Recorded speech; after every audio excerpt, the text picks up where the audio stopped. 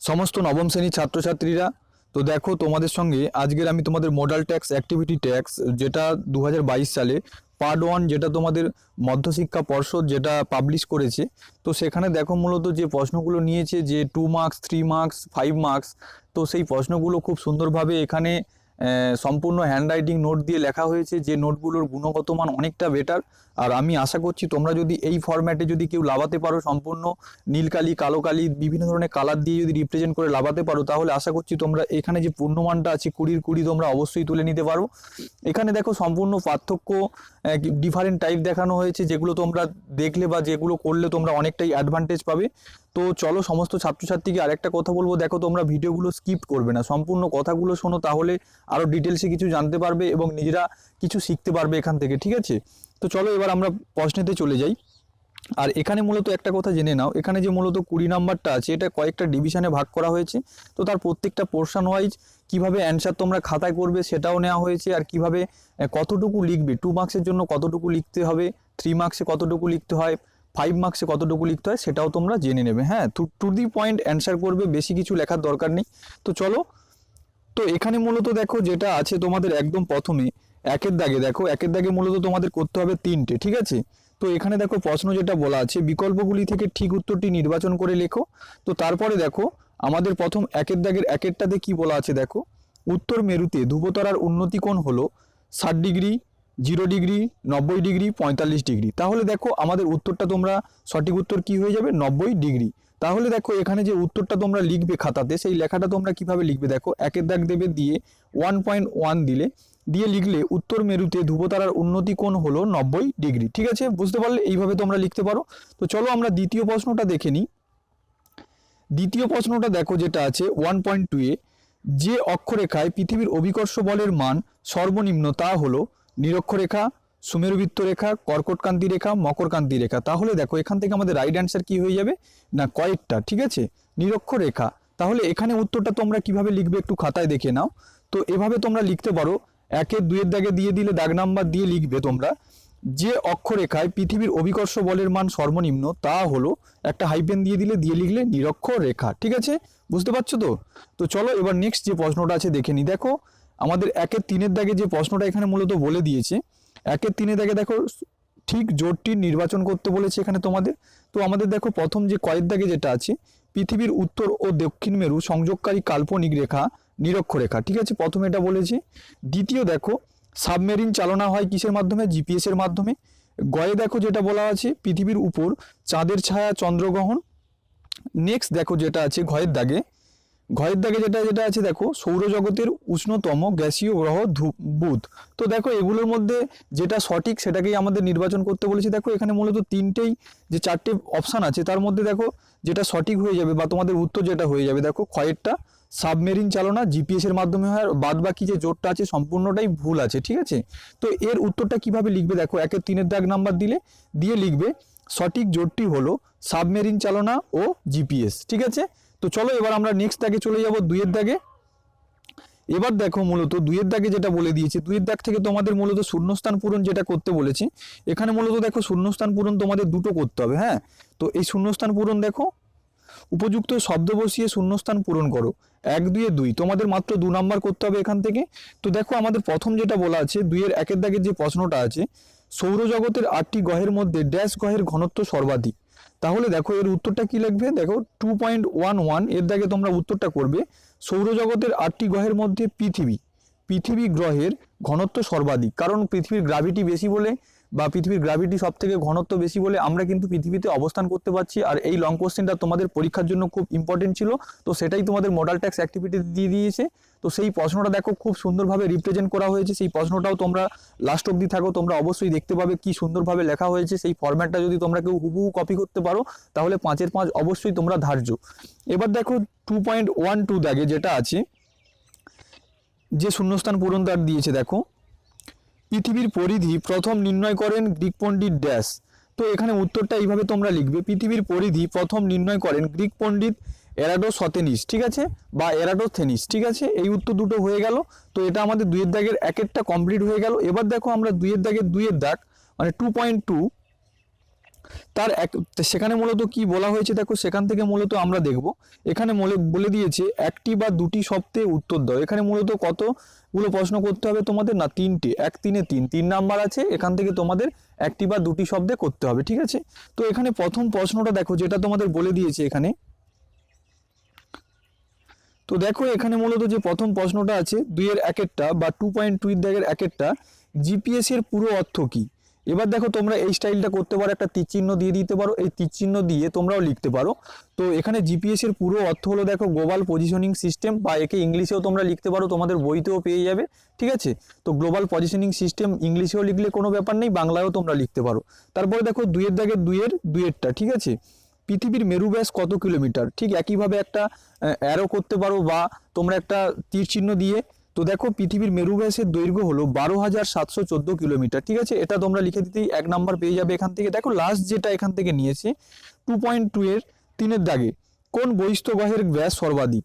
তো এখানে উত্তরটা দেখে নাও, বৃহস্পতি গ্রহের ব্যাস সর্বাধিক, এর ব্যাসটা দেখে নাও কত, টোটাল 1,43,000 কিলোমিটার, ঠিক আছে। তো চলো এবার আমরা নেক্সট যেটা আছে, নেক্সট দাগ 3-এর দাগ। এবার দেখো 3-এর দাগেই থেকে তোমাদের মূলত যে স্টাইল ফরম্যাট সম্পূর্ণটা শেখাবো, পার্থক্যের পয়েন্ট কিভাবে ডিফারেন্ট হবে, তোমরা কিভাবে অ্যাডভান্টেজ পাবে, সেগুলো এবার তোমরা এই নোটগুলো থেকেই তোমরা নিজেরাই বুঝতে পারবে। যে সমস্ত ছাত্রছাত্রীরা দেখছো, তো দেখো তোমাদের একটা কথা বলবো, তোমরা চ্যানেলটা সাবস্ক্রাইব করে রাখো, তাহলে তোমাদের ক্লাস ভিত্তিক তো ভিডিও চলছে বা প্লেলিস্টে বানিয়ে দিয়েছি। তাছাড়া বলবো দেখো এরকম মডিফাইড কিভাবে স্টাইল করতে হয়, নোটের মধ্যে গুণগত মান বাড়াতে হয়, সেগুলো পাই টু পাই তোমাদের শেখাবো। তো দেখো এখানে যেটা প্রথম যে 3-এর দাগের প্রশ্নটা আছে, দেখো নিচের প্রশ্নগুলির সংক্ষিপ্ত উত্তর দাও, ঠিক আছে। এখানে 3-এর দাগের 1-এরটা যেটা প্রশ্নটা বলে দিয়েছে, দেখো সৌরজগতের অন্তস্থ ও বহিস্থ গ্রহগুলির পার্থক্য লেখো। দেখো তোমাদের আমি একটা বড় কথা বলে বলছি না, তোমাদের দেখো প্রত্যেকটা ইউটিউব চ্যানেলে দেখবে পার্থক্যের পয়েন্ট এইভাবে তোমাদের ছক কেটে করানো আছে, দেখবে যেগুলো তোমরা সবাই করছো। আমি তোমাদের বলবো একটু ডিফারেন্ট হয়ে যাও, ঠিক আছে। যদি অর্ডিনারি হও তাহলে সবাই কিন্তু সাধারণের মতন দেখবে, যদি এক্সট্রা অর্ডিনারি হতে চাও তাহলে এই জিনিসগুলো একটু খাতাতে রিপ্রেজেন্ট করো, তাহলে তোমরা অনেকটাই অ্যাডভান্টেজ পাবে। আর অবশ্যই তোমরা যখন পরীক্ষার রেজাল্ট হাতে পাবে তখনই বুঝতে পারবে যে এখানে মূলত এই নোটগুলোর গুণগত মান কতটা, ঠিক আছে। অবশ্যই ছাত্রছাত্রীকে বলবো দেখো চ্যানেলটা সাবস্ক্রাইব করো, তার সঙ্গে সমস্ত বন্ধু বান্ধবকে শেয়ার করো। আর যদি মূলত এইভাবে তোমাদের কোনো টপিকের উপর পার্টিকুলার ভিডিও লেগে থাকে তাহলে অবশ্যই বলো, কমেন্ট করেও জানাও। চলো এবার আমরা এখান থেকে যে পার্থক্যের পয়েন্টটা নিয়েছি, দেখো এখানে মূলত পার্থক্যটা এইভাবে করা হয়েছে। তো এখানে একটা তোমরা হেড পয়েন্ট দিয়ে নিতে পারো, যাতে তোমাদের পরীক্ষক দেখা মাত্রই বুঝতে পারে যে এটা তুমি সৌরজগতের আর অন্তস্থ বহিস্থ গ্রহগুলি দুটির মধ্যে পার্থক্য তুমি আলোচনা করছো। এইভাবে একটা হেডিং করে দিতে পারলে, হেডিং করে নিচে আন্ডারলাইন করলে, দিয়ে এরকম তীরচিহ্ন দিলে, তারপর একটা ইন্ট্রোডাকশন বা ভূমিকা দিতে হবে ছোট্ট করে একদম। তো এখানে দেখো যে ভূমিকাটা দেওয়া আছে, সৌরজগতের অন্তস্থ ও বহিস্থ গ্রহগুলির মধ্যে গুরুত্বপূর্ণ পার্থক্য রয়েছে, তাই তো। তো এবার দেখো এখানে কি বলে দিয়েছি, নিচে নিম্নে এদের দুটি পার্থক্য আলোচনা করো। বেশ সুন্দরভাবে এটা রিপ্রেজেন্ট করলাম, যাতে পরীক্ষক বুঝতে পারলো যে হ্যাঁ ছাত্রটার মধ্যে একটু ট্যালেন্ট আছে, এটাই বোঝানোর দরকার আছে আমার, আর কিছু নয়। এবার দেখো এখানে যে পার্থক্যের দুটো পয়েন্ট নিয়ে নিয়েছি। তো প্রথম পয়েন্টটা দেখো এখানে যেটা বলা হয়েছে, 1 নম্বর যে পয়েন্ট হচ্ছে সংজ্ঞাগত, ঠিক আছে। আমরা অন্তস্থ গ্রহ সংজ্ঞা জানবো, বহিস্থ গ্রহের সংজ্ঞা জানবো, তার সঙ্গে উদাহরণ জানবো, ঠিক আছে। তো এবার দেখো অন্তস্থ গ্রহ কাকে বলে, সংজ্ঞা যদি জেনে নিই, যে গ্রহগুলি সূর্যের কাছাকাছি অবস্থান করে তাদের অন্তস্থ গ্রহ বলে। তাদের যদি উদাহরণ যদি বলে, তার উদাহরণ কি হবে, বুধ শুক্র পৃথিবী, ঠিক আছে। এবারে পার্থক্যটা যেটা মূলত তুমি পার্থক্য করছো, ঠিক আছে, ওরা তো তোমার ছক কেটে কেটে পার্থক্য করছে, তোমার ফ্রেন্ড বন্ধু বান্ধব সবাই। তো তুমি এখানে পার্থক্য করতে গেলে এই কথাটা অবশ্যই লিখতে হবে, অপর পক্ষে, ঠিক আছে। এটা না যদি লেখো খাতায়, তাহলে এটা তোমার কিন্তু পার্থক্য বোঝাবে না, ঠিক আছে, তোমার শিক্ষক তাহলে এটা সম্পূর্ণ 0 বসিয়ে দেবে। তাহলে এখানে দেখো এই যে ফরম্যাটটা, এখানে তোমরা কি লিখছো, অপর পক্ষে, ঠিক আছে। অপর পক্ষে যে গ্রহগুলি সূর্য থেকে অনেক দূরবর্তী স্থানে অবস্থান করে তাদের বহিস্থ গ্রহ বলে, বুঝতে পারলে। এবার দেখো এই বহিস্থ গ্রহের যদি উদাহরণ জেনে নিই কিছু, বহিস্থ গ্রহের উদাহরণ দেখো শনি, ইউরেনাস ও নেপচুন। এবার দেখো দ্বিতীয় যে পার্থক্যের পয়েন্ট আছে সেটা হচ্ছে দেখো মূলত আয়তনগত, ঠিক আছে। তো এবার দেখো পয়েন্ট যেটা বলা আছে, অন্তস্থ গ্রহগুলির আয়তন তুলনামূলক ছোট হয়, ঠিক আছে। আবার লিখতে হবে কি, অপর পক্ষে বহিস্থ গ্রহগুলির আয়তন অন্তস্থ গ্রহের তুলনায় বড় হয়। তাহলে এখানে 2 মার্কস যদি তোমরা লেখো, আশা করছি আমি 2 এর মধ্যে 2 তোমাদের অবশ্যই যোগ্য বা প্রাপ্য নাম্বার, ঠিক আছে। তো চলো এবার আমরা নেক্সট প্রশ্ন দেখে নেব। আমরা 3-এর 2-এরটা দেখবো। 3-এর 2-এরটা দেখো একদম একটা সুন্দর মানে একটা বর্ণনামূলক প্রশ্ন দিয়েছে, তো যেটার উত্তর এখানে লেখা আছে, তোমরা একইভাবে হুবহু কপি করবে, তাহলে এখান থেকেও তোমরা 2 এর মধ্যে 2 পাবেই। তো দেখো এখানে 3-এর দাগে 2 এর যে প্রশ্নটা বলা আছে, বিভিন্ন স্থানে বিভিন্ন সময়ে সূর্যোদয় ও সূর্যাস্ত হয়, এর ভৌগোলিক কারণ ব্যাখ্যা করো। তো তার আগে তোমরা বলবো আবার একটা তোমরা হেডিং করবে ঠিক এইভাবে, বিভিন্ন স্থানে বিভিন্ন সময়ে সূর্যোদয় ও সূর্যাস্ত হয়, এর ভৌগোলিক কারণ। ঠিক আছে, তো এখানে মূলত দেখো বিভিন্ন স্থানে বিভিন্ন সূর্যোদয়, এটা মূলত তোমাদের পৃথিবীর গতিসমূহ এই যে চ্যাপ্টারটা থেকে নেওয়া হয়েছে। ঠিক আছে, এই চ্যাপ্টারটা থেকে দেখো মূলত যেটা বলা আছে এখানে তোমরা এইটুকু লিখলেই তোমাদের প্রাপ্য, তার সঙ্গে কিছুটা অ্যাড করতে হবে। ঠিক আছে, আমাদের দেখো গোলাকার পৃথিবী অনবরত পশ্চিম থেকে পূর্ব দিকে আবর্তন করছে, তাই পৃথিবীর পূর্ব দিকের স্থানগুলিকে আগে সূর্যোদয় ঘটে এবং যতই পশ্চিম দিকে যাওয়া যায় ততই স্থানসমূহ কি তত পরে সূর্যোদয় হয়। ঠিক আছে, মূলত পৃথিবীর গোলীয় আকৃতি ও পশ্চিম থেকে পূর্বে আবর্তনের ফলেই পৃথিবীর বিভিন্ন স্থানে দেখো বিভিন্ন সময়ে সূর্যোদয় ও সূর্যাস্ত হয়। যদি দেখো তোমরা একটা এখানে উদাহরণস্বরূপ তোমরা বলতে পারো, তো উদাহরণস্বরূপ এটা তোমরা অ্যাড করতে পারো, নাও অ্যাড করতে পারো। ওই যে আগের যেটুকু আলোচনা করলাম ওটাও তোমরা করলে 2 এর মধ্যে 2 পাবে, যদি কেউ এক্সট্রাভাবে একটু গুছিয়ে এর সঙ্গে অ্যাড করতে পারো। দেখো উদাহরণস্বরূপ বলা যায় ওপরের কারণগুলোর জন্যই, এখানে তোমরা এখানে উদাহরণ, এখানে যে পয়েন্টটা আছে এরকম তোমরা লিখবে যে উদাহরণস্বরূপ বলা যায়। ঠিক আছে, এখানে একটু খেয়াল করে নেবে, নিয়ে লিখবে ওপরের কারণের জন্যই জাপানের প্রথম সূর্যোদয় হয়, বা জাপান সব থেকে কি পশ্চিম দিকের একটা দেশ, তাই এখানে পৃথিবীর মধ্যে প্রথম সূর্যোদয় হয় বলে কি জাপানকে উদীয়মান সূর্যোদয় দেশ বলা হয়। অন্যদিকে দেখো মেরু অঞ্চলে পশ্চিম দিকে থাকায় দেরিতে সূর্যাস্ত হয়। তো তোমরা এটা একটু লিখে দিলে দেখো এটা একটা অ্যাডভান্টেজ পেয়ে গেলে এখান থেকে। এবার দেখো মূলত আমরা যেটা জানবো সেটা হচ্ছে 4 দাগের যে প্রশ্নটা তোমাদের দিয়ে দিয়েছে। দেখো 4 দাগে একটা দেখো গুরুত্বপূর্ণ প্রশ্ন দিয়েছে। তো 4 দাগে মূলত যে প্রশ্নটা আছে দেখো, নিচের প্রশ্নটির উত্তর দাও 1 3 3। একটা প্রশ্ন করতে হবে 3 মার্কসে, তাহলে 3 মার্কসের জন্য কতটা লিখতে হবে, তার সঙ্গে চিত্রটাও তোমাদের অ্যাড করতে হবে। ঠিক আছে, তো এখানে দেখো তোমাদের বলে দিয়েছে জিওটের ধারণাটি সংক্ষেপে আলোচনা করো। এবার দেখো তোমরা আবার একটা হেডিং করবে এরকম বক্স দিয়ে যে জিওটের ধারণা। ঠিক আছে, এবার জিওটের ধারণা দেওয়ার পরে এবারে সম্পূর্ণটা তোমরা লিখতে পারো। ঠিক আছে, তো এবার দেখো প্রথমে যেটা নোটে বলা আছে, পৃথিবী গোলাকার হলেও পৃথিবীর উপরটা মোটেই সমতল বা মসৃণ নয়। পৃথিবীতে রয়েছে অসংখ্য উঁচু নিচু পর্বত, মালভূমি, রয়েছে গভীর সমুদ্র ও সমুদ্রখাত। তার আগে দেখো এটুকু তো তোমরা লিখলে, তার আগে তোমাদের একটা কথা বলে দিই শোনো।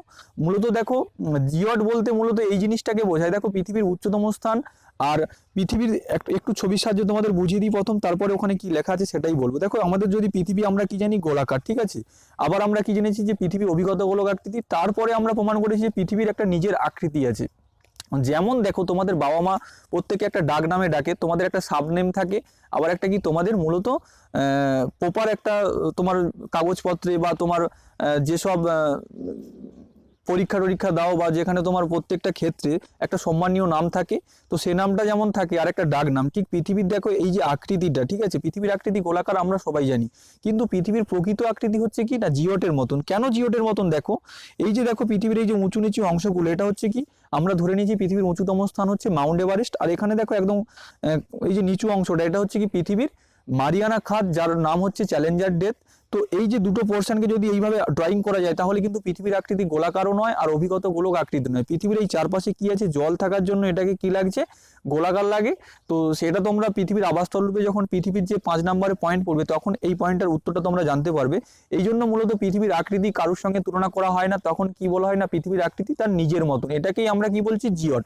ঠিক আছে, এবার তোমরা দেখো এই ছবিটাও দিবে, তার সঙ্গে কি করবে এই যে পুরো কথাটা আছে এটাও তোমরা নোট করে দেবে, দিলেই তোমাদের যথেষ্ট হয়ে যাবে 3 মার্কসের মতন। তারপরে দেখো যেটা আমরা যতদূর আলোচনা করেছিলাম, তো তারপরে পৃথিবীর উচ্চতম অংশ হলো মাউন্ট এভারেস্ট এবং গভীরতম অংশ হলো প্রশান্ত মহাসাগরের মারিয়ানা খাতে চ্যালেঞ্জার ডেপ। পৃথিবী পৃষ্ঠে উচ্চতার সর্বোচ্চ পার্থক্য দেখো 19.766 মিটার। সারা পৃথিবীর স্থলভাগের গড় উচ্চতা এবার একটু দেখে নাও, গড় উচ্চতা 875 মিটার এবং সমুদ্রের গড় গভীরতা হচ্ছে 3888 মিটার। অতএব গড় উচ্চতার পার্থক্য 4.563 কিমি। সুতরাং পৃথিবীর ওপরটা মোটেই মসৃণ নয়, এবড়ো খেবড়ো। এর দ্বারা প্রমাণিত করতে পারলাম কি যে পৃথিবীর ওপরটা মসৃণ নয়, এটা হচ্ছে কি এবড়ো খেবড়ো। ঠিক আছে, এবার দেখো এখানে কি বলা আছে, সুতরাং পৃথিবীর আকৃতি কতকটা নাশপাতির মতন। আসলে দেখো তারপরে কি বলা আছে, আসলে পৃথিবীর আকৃতিকে কোনো কিছুর সাথে আমরা মেলাতে পারি না। তাই পৃথিবীর আকৃতি পৃথিবীর মতন, পৃথিবীর এই আকৃতিকেই আমরা জিওড বলি। দেখো আমি যে কথাগুলো তোমাদের ছবির সাহায্যে যেটা বোঝালাম ওটা একটু শুনে নিও, তাহলে এর জিস্টটুকুটা তোমরা বুঝতে পারবে, ঠিক আছে। তো এর আগে তোমাদের একটু বলে দিই, দেখো তোমরা যারা স্ক্রিনশট নিতে চাও তাদের বলবো দেখো রিপ্রেজেন্টটা ঠিক একইভাবে এইভাবে করবে, কারণ দেখো এইভাবে রিপ্রেজেন্ট না করতে পারলে কখনো নাম্বারটা তোমরা আসবে না, কারণ খাতার মধ্যে রস কস আনতে হবে। কি বলতে চাইছি বুঝতে পারছিস? তো খাতার মধ্যে রস কস থাকলে তবেই তোরা নাম্বার পাবি। এখানে এখানে প্যারা চেঞ্জ করা আছে, আমি একটু দেখিয়ে দিই। এখানে প্যারা চেঞ্জ করা আছে, এখান থেকে প্যারা চেঞ্জ করতে হবে, ঠিক একইভাবে এখানেও প্যারা চেঞ্জ করতে হবে, তবে নাম্বারটা ডিভিশন হবে, খাতাটা দেখতে সুন্দর লাগবে। আর এখানে মূলত চতুর্দিকে তোমরা বক্স করে নেবে, বক্সের ভিতরে কালি দিয়ে, যেমন কালো কালিতে হেডিং, নীল কালিতে লেখা, ঠিক একইভাবে তোমরা খাতায় রিপ্রেজেন্ট করতে পারো। এবার দেখো আমরা যেটা জানবো সেটা হচ্ছে আমাদের আজকেরকার শেষ প্রশ্ন, আর তোমাদের যেটা একদম লং কোশ্চেন 5 নম্বরে আছে। তো আগে তোমাদের একটু দেখিয়ে দিই কেমন লাগছে। দেখো এইভাবে যদি তোমরা লিখতে পারো 5টা পয়েন্ট, তাহলে অবশ্যই তোমাদের বললাম না 5-এর 5 তোমাদের কেউ আটকাতে পারবে না, একটু দেখিয়ে দিলাম। তো চলো এবার দেখো আমরা প্রশ্নটা একটু আলোচনা করে নেব।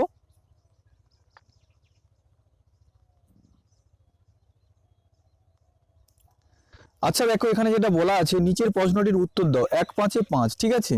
এখানে দেখো যে প্রশ্নটা বলা হয়েছে, সৌরজগতের বিভিন্ন গ্রহগুলির মধ্যে পৃথিবী একমাত্র জীবজগতের আবাসস্থল, বক্তব্যটির যথার্থতা বিচার করো। তোমাদের বইতে তোমরা যারা যে লেখকের বই মানে ব্যবহার করছো, ছায়া, বিদ্যুৎ, তারপরে বিভিন্ন যে আরো ডিফারেন্ট লেখকগুলো আছে, ঠিক আছে, তো বা দেবাশিস মৌলিক, তো সমস্ত বইতে তোমরা এই জায়গাটা কি পাবে বলো তো, যে পৃথিবীর আবাসস্থল রূপে মানুষের আবাসস্থল রূপে পৃথিবী কেন গড়ে উঠেছে, এই প্রশ্নটা তোমরা এইভাবে বইতে পাবে, ঠিক আছে। তো এখানে যদি একটু দেখো তোমাদের বইয়ের ভাষায় অনেকে দেখাবে বইয়ের ভাষায় লিখতে, কিন্তু সম্পূর্ণ বলবো দেখো কিছু কিছু কথা চেঞ্জ করতে হবে, সেই কথাগুলো যদি না চেঞ্জ করে থাকো তাহলে কিন্তু তোমরা নাম্বার পাবে না, ঠিক আছে। তো এখানে দেখো একইভাবে বলবো, তোমরা একটা পয়েন্ট করে নেবে এইভাবে, হেডিং যেটা করা আছে যে জীবজগতের আবাসস্থল রূপে পৃথিবী, কেন জীবজগতের আবাসস্থল পৃথিবী হবে এর কারণটা বা যথার্থতা বিচার করতে বলেছে। দেখো এখানে সম্পূর্ণ নোটে সম্পূর্ণটাই এই পৃথিবীর আবাসস্থল রূপে কেন গড়ে উঠবে তার বর্ণনা করা হয়েছে, হ্যাঁ। তো এখানে দেখো এবারে তোমরা একটা ইন্ট্রোডাকশন দেবে, তারপরে উপসংহারও তোমাকে লাস্টে দিতে হবে, যেহেতু 5 মার্কস। তো এখানে দেখো প্রথম যেটা বলা হয়েছে, এখানে একটা ভূমিকা বলে তোমরা পয়েন্ট করতে পারো, আমি এখানে ভূমিকা দিইনি, জাস্ট একটা ইন্ট্রোডাকশন ছোট করে দিয়েছি। দেখো সৌরজগতে গ্রহগুলির মধ্যে একমাত্র পৃথিবীতেই প্রাণের স্পন্দন আছে, ঠিক আছে। জীবজগতের বিবর্তনের মাধ্যমে পৃথিবী বেড়ে উঠেছে, বাকি গ্রহগুলিতে প্রাণ আছে কিনা তা জানা এখনো সম্ভব না হলেও ধারণা করা হয় যে ওই গ্রহগুলিতে প্রাণ নেই। পৃথিবীতে জীবজগতের আবাসস্থল রূপে প্রতিষ্ঠা হওয়ার কারণগুলি হলো, খুব সুন্দরভাবে একটা ফরম্যাট দিলাম, বুঝিয়ে দিলাম যে এবার আমি পয়েন্টগুলো আলোচনা করছি, ঠিক আছে। এবার দেখো প্রত্যেকটা পয়েন্ট এবারে কিভাবে তোমরা লিখবে। তো প্রথম পয়েন্টটা যেটা আছে দেখো, সূর্য থেকে দূরত্ব বা উষ্ণতা, ঠিক আছে। এই পয়েন্টের মধ্যে কি বোঝানো হয়েছে সেটাও বুঝিয়ে দেবো, তার সঙ্গে দেখো কি বলা হয়েছে সেটাও তোমরা বুঝতে পারবে। তো প্রথমে যদি বুঝিয়ে দিই, দেখো তোমাদের এটা যদি আমাদের সূর্য হয়, ঠিক আছে, এখান থেকে দেখো প্রথম যে গ্রহটা আছে সেটা যে বুধ, তারপরে শুক্র, তারপরে পৃথিবী, এইভাবে বিভিন্ন ধরনের আমাদের বামন গ্রহ বা প্রধান গ্রহ কতগুলো আছে, 8টা প্রধান গ্রহ আছে। তার মধ্যে দেখো যেগুলো যত দূরে অবস্থান করছে সূর্য থেকে তার তাপমাত্রার একটা পরিমাণ কমছে। এছাড়া এখান থেকে যদি তাপমাত্রার যে উপকূল অবস্থা সেটা একমাত্র কি পৃথিবী যে স্থানে অবস্থান করছে সেখানে সূর্য থেকে তার যে তাপমাত্রাটা সেটাই হচ্ছে একদম উপযুক্ত তাপমাত্রা, এর জন্য মূলত কি পৃথিবীতে বা জীবজগতের আবাসস্থল গড়ে উঠেছে, ঠিক আছে। এবার এখানে যেটা কনসেপ্ট যেটা বলা আছে বা তোমাদের নোট যেটা বলা আছে সেটা তোমরা এবার এখান থেকে লিখে নাও। সূর্য থেকে পৃথিবী এমন দূরত্বে রয়েছে যে ঠিকঠাক তাপমাত্রা পায় এবং পৃথিবীর গড় তাপমাত্রা 17 ডিগ্রি সেন্টিগ্রেড, যা জীবজগৎ বেঁচে থাকার সহায়ক, ও সূর্যের কাছের গ্রহগুলির উষ্ণতা 500 ডিগ্রি সেন্টিগ্রেড অতিক্রম করে। আবার দূরের গ্রহগুলির উষ্ণতা থাকে হিমাঙ্কের নিচে, মানে -200 ডিগ্রি সেন্টিগ্রেডের নিচে। তাই একমাত্র পৃথিবীতে জীবজগতের আবাসস্থল রূপে বা আবাসস্থল মানে বসবাসের উপকূল তাপমাত্রা রয়েছে, এই জন্য মূলত কি আমাদের পৃথিবীতে জীবজগৎ গড়ে উঠেছে, ঠিক আছে। এইভাবে তোমরা লিখতে পারো প্রথম পয়েন্টটা। তো দ্বিতীয় পয়েন্ট দেখো, এখানে বলবো দেখো তোমাদের অনেক ইউটিউব চ্যানেলে যেগুলো আছে সেখানে কোনো তো কি বলতো তোমাদের পার্টিকুলার কোন পয়েন্টটা আগে লিখতে হবে সেটা কিন্তু দেওয়া নেই। যেটা গুরুত্বপূর্ণ দেখো প্রথম যে পয়েন্টটা হবে সেটা হচ্ছে সূর্য থেকে দূরত্ব, তারপরে বায়ুমণ্ডল, পার্টিকুলার স্টেপ ওয়াইজ পয়েন্টগুলো দেওয়া আছে। এই ইম্পর্টেন্ট পয়েন্টগুলো না যদি তোমরা পরপর না সাজিয়ে দাও তাহলে কিন্তু তোমরা কখনো নাম্বার বেশি পাবে না, কখনো ওলট পালট করবে না এই পয়েন্টগুলো, কি বললাম বুঝতে পারছো তো। এই পয়েন্টগুলো যদি তোমরা ওলট পালট করো তাহলে কিন্তু নাম্বার ডিফারেন্ট হয়ে যাবে, কারণ সাজিয়ে গুছিয়ে পুরো নোটটা বানানো আছে, পুরো হুবহু কপি করো, আর কিছু করার দরকার নেই। 2 নম্বর দেখো বায়ুমণ্ডল, ঠিক আছে। পৃথিবীতে একমাত্র বায়ুমণ্ডল রয়েছে পৃথিবীর উপরে 10,000 কিমি পর্যন্ত অংশ বায়ুমণ্ডলের অংশ। তোমরা যদি একটু খেয়াল করো, এটা যদি আমরা পড়েছিলাম না পৃথিবীর অন্দরমহল ক্লাস 8-এ, একটু খেয়াল করো, তখন দেখবে এই ভূপৃষ্ঠের বিভিন্ন যে অংশগুলো, এটা হচ্ছে শিলামণ্ডল বা ভূত্বক, এটা হচ্ছে গুরুমণ্ডল, কেন্দ্রমণ্ডল। এই যে এরকম স্তর আছে বা বায়ুমণ্ডলের যে স্তরটা দেখবে এইভাবে স্তরটা আছে, এটা হচ্ছে টপোস্ফিয়ার, ট্র্যাটোস্ফিয়ার, ম্যাগনেটোস্ফিয়ার বা ওজোনোস্ফিয়ার। এরকম উপরে পৃথিবীর ওপর মণ্ডলে কত আছে? 10,000 লেয়ার আছে, ঠিক আছে? সেটাই এখানে বলা হয়েছে নোটে, দেখো। তো এই বায়ুমণ্ডলের অংশে কি রয়েছে দেখো, বায়ুমণ্ডলের মধ্যে oxygen, nitrogen, carbon die oxide ও অন্যান্য গ্যাস, জলীয় বাষ্প, ধূলিকণা আছে বলেই জীবজগৎ বেঁচে আছে। এছাড়া দেখো, ওজোন স্তরের ক্ষতিকারক অতিবেগুনি রশ্মিকে শোষণ করে পৃথিবীকে রক্ষা করছে, তাই একমাত্র পৃথিবীতে জীবজগতের আবাসস্থল রূপে গড়ে উঠেছে, ঠিক আছে? খুব গুরুত্বপূর্ণ প্রশ্ন, বা এটাও তোমাদের 2 মার্কসের জন্য, ফাইনাল এক্সামের জন্য খুব ইম্পর্টেন্ট এই বায়ুমণ্ডলটা, ঠিক আছে? এবার দেখো নেক্সট যে পয়েন্টটা আছে আমাদের, সেটা হচ্ছে দেখো 3 নম্বর পয়েন্ট, সেটা হচ্ছে জল, ঠিক আছে? যেহেতু জীবজগতে বেঁচে থাকার জন্য একটা জল একটা গুরুত্বপূর্ণ অবদান, তাহলে জল অবশ্যই থাকতে হবে। দেখো জলের পয়েন্টে যেটুকু লেখা আছে সেটুকুই লিখলেই উপযুক্ত। দেখো এখানে কি বলা আছে, পৃথিবীতেই একমাত্র মানুষের বেঁচে থাকার প্রধান রসদ বা উপাদান হচ্ছে কি জল রয়েছে, তাই এটি জলগ্রহ বা নীলগ্রহ নামে পরিচিত। পৃথিবীর 70 অংশ জলে ঢাকা। জল যেমন জলচক্রে অংশগ্রহণ করে, তেমনি মহাসমুদ্রগুলি উষ্ণতাকে নিয়ন্ত্রণ করে। এই জন্য জীবজগতের আবাসস্থল রূপে পৃথিবীতে গড়ে উঠেছে, ঠিক আছে? তো তারপরে দেখো নেক্সট 4 নম্বর যে পয়েন্টটা আছে সেটা হচ্ছে ভূত্বক। 4 নম্বর হচ্ছে ভূত্বক। তো এই ভূত্বকে কি বলা আছে দেখো, পৃথিবীর ওপরে রয়েছে কঠিন আবরণ ভূত্বক, যাতে রয়েছে মাটি ও বিভিন্ন খনিজ দ্রব্য। মাটির ওপর গাছপালা জন্মায়। পৃথিবীতে শিলামণ্ডল, বায়ুমণ্ডল, বায়ুমণ্ডল আছে বলেই জীবজগৎ গড়ে উঠেছে। মূলত দেখো এই যে ভূত্বকের উপরেই তো সবকিছু থাকছে, শিলামণ্ডল থাকছে, বায়ুমণ্ডল, বায়ুমণ্ডল সবকিছু থাকার জন্যই মূলত কি না পৃথিবীতে জীবজগৎ গড়ে উঠেছে, ঠিক আছে? এরপরে নেক্সট যে পয়েন্টটা আছে দেখো 5 নম্বর পয়েন্ট। এই 5 নম্বর পয়েন্টটা দেখো আমাদের যেটা আছে এটা হচ্ছে আপেক্ষিক গুরুত্ব।